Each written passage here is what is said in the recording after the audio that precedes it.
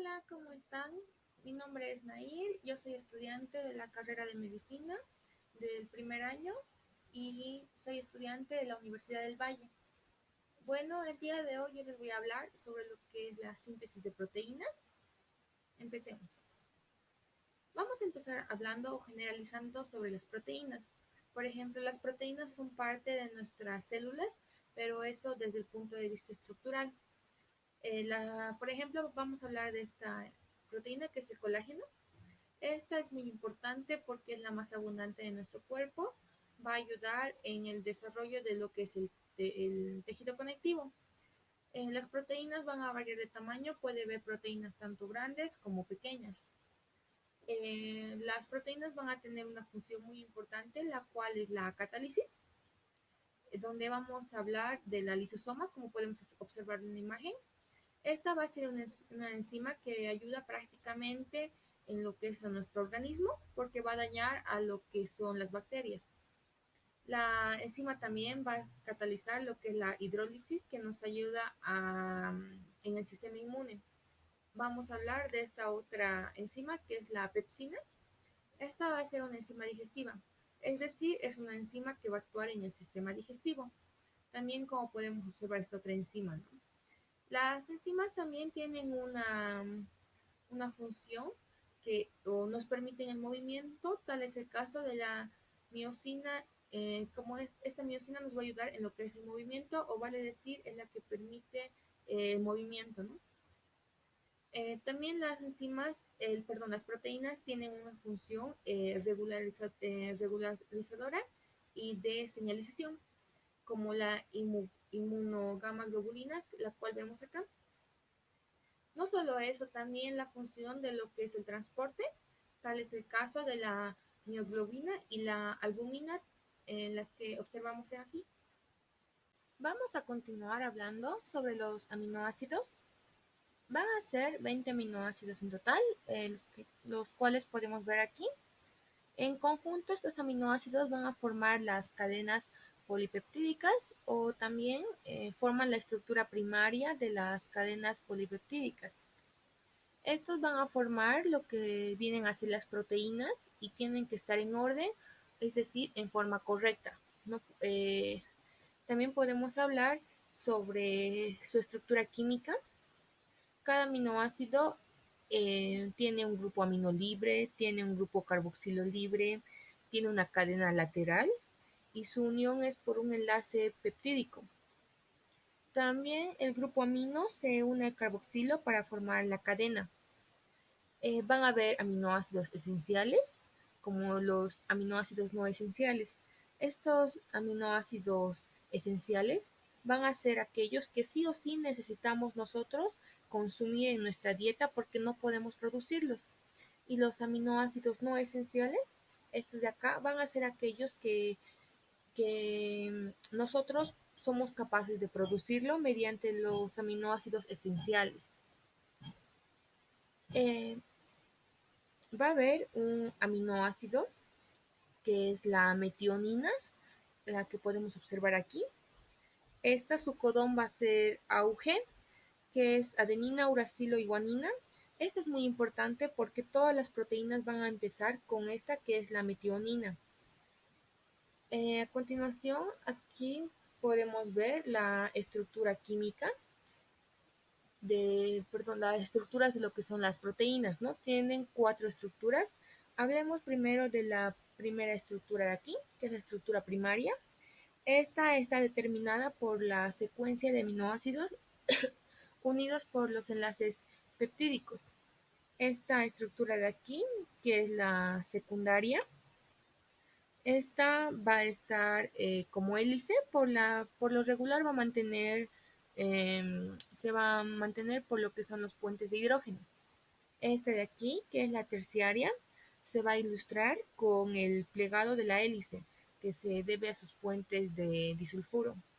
Y esta última de aquí, que es la estructura cuaternaria, esta se va a referir a los agregados de peptídicos que se van a mantener unidos por los puentes de hidrógeno, ¿no? Ahora continuamos, vamos a hablar sobre los segmentos de ADN. El ADN va a tener segmentos que van a codificar información, los cuales van a ser los exones, y van a tener segmentos que no van a codificar la información, que estos son los llamados intrones. A continuación vamos a ver este de aquí, que es el cistrón. Este es un conjunto de codones que va a servir para la síntesis de proteínas, pero para las que son específicas. Es un gen que, es un gen que va a codificar una proteína o también la unión de 300 aminoácidos, que es producto de la transcripción de 90 nucleótidos. Ahora vamos a hablar sobre lo que es el código genético. Esta es una secuencia de bases púricas y pirimídicas del ARN mensajero que va a permitir el orden de los aminoácidos. Entre sus características de este código genético, aquí podemos observar, esta va a representar los tripletes de nucleótidos de lo que viene a ser el ARN mensajero. Va a estar transcrito del ADN o se corresponde. Y un triplete va a codificar a un aminoácido. Va a existir 64 codónicos o existen 64 codones, perdón. De estos 64, 61 van a codificar las proteínas, donde 3 van a ser terminadores y uno va a ser el iniciador, perdón. Los 3 terminadores van a ser el UAA, UAG y UGA. Y el iniciador va a ser la metionina, que es AUG.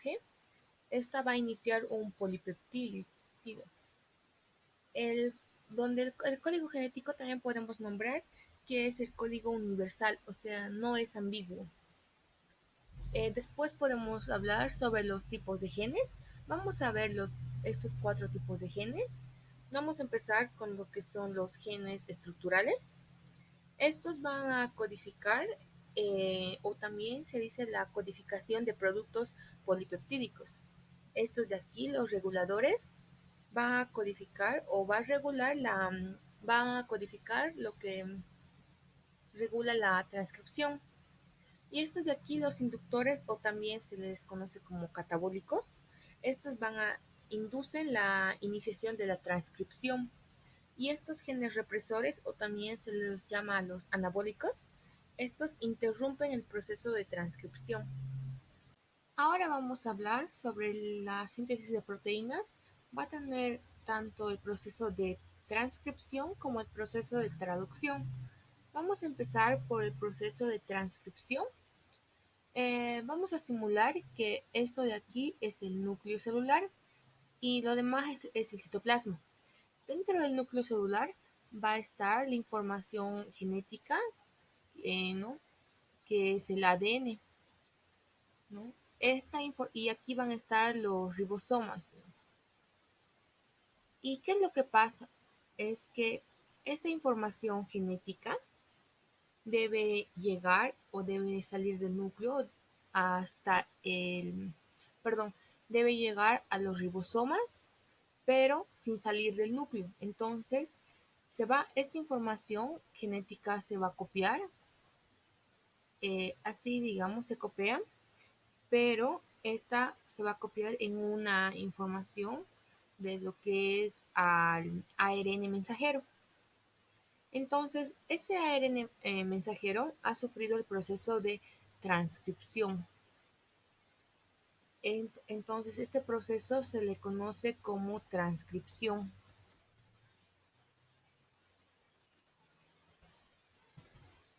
Así, transcripción.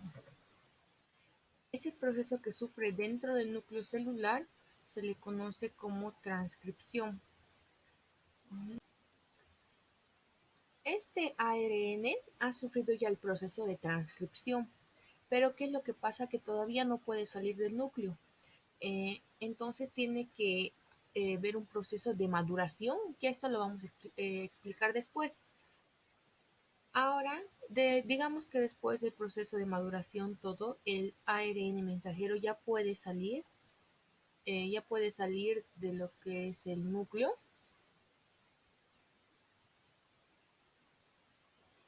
Ya puede salir, digamos, ¿no? Ya puede salir del núcleo al citoplasma a dar información a lo que son los ribosomas. Eso va a ser gracias al ARN transportador y también al ARN ribosómico. Y de esa forma el ribosoma va a recibir ya la información que este ARN mensajero le dio, ¿no? Que sería el código genético, ¿no? El código genético del ARN mensajero. Y ahí se va a formar lo que es una cadena polipeptídica, que esta cuando se va a plegar va a formar lo que es la proteína deseada, ¿no?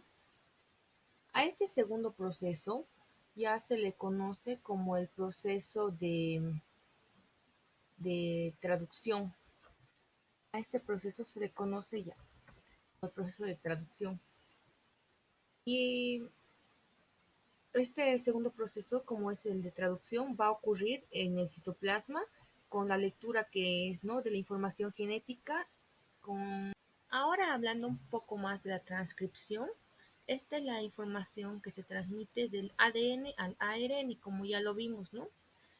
Y ahora la transcripción también, en aquí el uracilo se va a sustituir a la timina en el ARN mensajero a partir de una sola hebra, puede ser plantilla o la molde, ¿no? Aquí podemos observar mejor. Aquí vemos el ADN con su doble cadena helicoidal. Y aquí vemos a sus hebras, ¿no? A su hebra molde o plantilla o lano codificante, donde aquí se copia, como ya lo vimos hace rato, todo se va a copiar completamente igual, o sea, todo va a ser completo al ARN mensajero, ¿no? Para que lleve la información genética. Ahora, hablando sobre el procesamiento del ARN mensajero, el splicing. Este proceso va a consistir en que los intrones van a ser eliminados y los exones son empalpados, como podemos ver aquí. Aquí también observamos al ARN maduro. En este segmento de aquí, que el ARN no es utilizado, este segmento va a ser reciclado y van a venir nucleasas y lo van a degradar en los nucleótidos en unidades listas para volver a ser reutilizadas de nuevo, ¿no? Después podemos hablar sobre la caperuza. Esta caperuza prácticamente se adjunta a la guanina metilada en el 5' de acá por el puente fosfodiéster que va a facilitar el transporte y la fijación de los ribosomas. También tiene una función de protección. Bueno, esta caperuza, como ya lo dijimos, prácticamente va a ser la protección que se usa en la cabeza de la caperuza, en esta de acá. Y va a tener tres funciones, como ya les dijimos, donde para protegerlo de los ácidos nucleicos va a facilitar el transporte del ARN a lo que es el citoplasma y va a facilitar la fijación a los ribosomas. En este proceso de aquí, esto que sería la cola, la 3', esta cola se va a aumentar los residuos de adenilato, que son 200 aproximadamente, y se conoce como la cola poli A, donde su función de esta cola poli-A va a ser que va a facilitar el transporte, va a protegerlo de las nucleases libres, porque van a haber nucleases libres en el citoplasma que van a ir a degradar segmentos de la cola poli-A. O sea, por aquí lo van a ir degradando, pero esta cola va a servir como una especie de protección o señuelo de la cola poli-A para que las nucleasas no degraden a esto de aquí que viene a ser el ARN mensajero. Ahora hablando sobre la poliadenilación, esto va a ocurrir dentro del núcleo y va a facilitar el transporte. También se da lo que es la separación del extremo de la parte de la 3' de la molécula del ARN mensajero. Es una decisión que va a ocurrir por la adición de 200 residuos de adenilato. Ahora vamos a hablar sobre la traducción. En la traducción va a tener como tres procesos, digamos, la iniciación, la elongación y la terminación. En la traducción se va a necesitar un lugar, que es el ribosomas, y también se requiere el mensaje que hay que traducir, que es el ARN mensajero. Y también se va a requerir quien coloque los aminoácidos en el orden correcto, el cual va a ser el ARN transportador. El ribosoma va a tener dos subunidades, una grande y una pequeña. En la iniciación se va a unir la subunidad pequeña con el ARN mensajero y su codón, que era el adenina uracilo-guanina, que era la metionina, ¿no? Y se va a adjuntar con lo que es un ARN transportador, que este es el ARN transportador iniciador. Este va a llevar este va a ser el que va a llevar la metionina. Una vez que haya ocurrido eso, el proceso del ARN transportador, ya que se encuentra en el sitio P y toda su estructura, a eso se le va a llamar lo que es el complejo de iniciación. Esa estructura va a ir caminando hasta el extremo de 3' y entonces al ir caminando va a dejar expuesto un codón en el sitio A y va a empezar ya desde ahí el proceso de elongación. Como va a quedar expuesto ese sitio A, el sitio A se va a unir a otro ARN transportador, donde ahí se va a dar el enlace peptídico que va a conectar el aminoácido de metionina, como el que ya dijimos, con el siguiente aminoácido que va a ordenar el ARN mensajero. Y entonces ya se han unido los dos aminoácidos. Ese nuevo aminoácido que va a ser descargado en el sitio P, donde se va a unir a la siguiente cadena polipeptídica, y ese ARN transportador, como ya está vacío, va a hacer que salga del sitio E, que es el transitorio de salida. Y como va a salir de este sitio E, este ARN transportador va a pasar al sitio P y de nuevo va a dejar libre un espacio en el sitio A, ¿no ve? Para que venga otro ARN transportador con su propio aminoácido y en el sitio P, ¿no? Y se va a enlazar con el siguiente aminoácido y va a salir nuevamente descargado del, del ARN transportador. Este proceso se va a repetir una y otra vez las veces que sea necesario para formar la proteína. Eso va a depender, ¿no?, de cada gen. Como ya vimos antes, las proteínas varían del tamaño, también unas tienen más aminoácidos, otras menos. Y para este proceso va a ocurrir hasta que llegue un codón, o sea, hasta cuándo va a ocurrir, va a ser hasta que llegue un codón, stop o también el terminador, como ya nombramos, ¿no ve? El terminador que estaba codificado por tres posibles codones, que era el uracilo adenina guanina, el uracilo adenina y el uracilo guanina adenina. Cuando en el sitio A, cuando se va a leer esa información en el sitio A, el codón stop ya no se va a acercar a un ARN transportador, sino se va a acercar el factor de liberación. Este es el que va a interferir en el proceso. Y después este ribosoma va a poder plegarse, también puede seguir cumpliendo sus funciones, ¿no?, en otro momento. Y como ya nombramos el ARN transportador, este, un poquito hablando más sobre ese ARN transportador, va a ser el que se va a incorporar al aminoácido a la cadena, va a tener una unión covalente, va a encajar como ya dijimos, ¿no?, ese que encaja correctamente los aminoácidos con el ARN transportador, que era el aminoácido sintetasa, y el ARN ribosómico se va a mover sobre el ARN mensajero, como ya lo vimos, ¿no? Y los aminoácidos van a ser por uniones peptídicas y por el peptidiltransferasa. Bueno, eso sería todo sobre síntesis de proteínas. Muchas gracias por su atención.